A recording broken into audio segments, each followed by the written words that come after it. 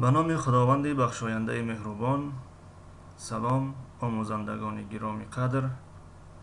درس 19 است از سلسله درس های عربی برای نواموزان. الفبای زبان عربی حرف عین. در این رسم عین در 4 حالت آمده است، یعنی عین زبر ا، عین زیر ای، عین پیش او، عین در حالت ساکن. یعنی آوازی عین زبر ا که شد آوازی ا را دارد. ای که در زبان تاجیکی خودمان هست اینه، آنه، با حلق، ای، او و این باشد این نه پیش دارد و نه زیر دارد نه زبر دارد. بنابراین در حالت ساکن قرار گرفته شده است.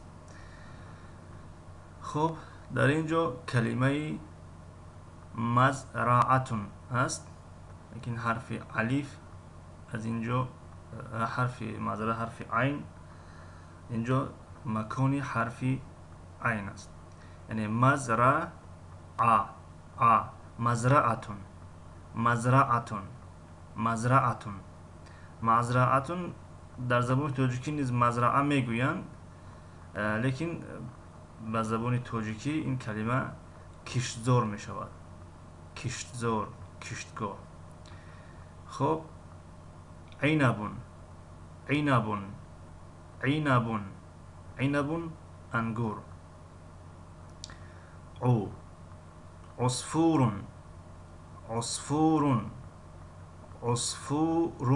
عصفور گنجشک. خب عین در حالت ساکن، یعنی تلفظ، یعنی حرکت ندارد. ما نمیگوییم که ثعبانون یا که ثعبانون، یعنی ما میگوییم که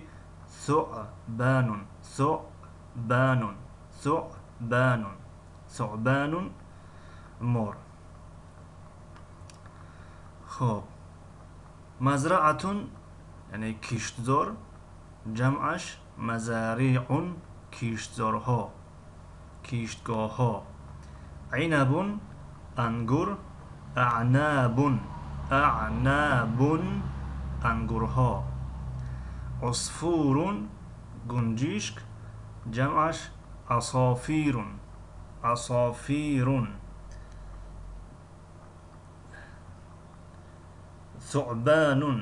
ثعبان مار.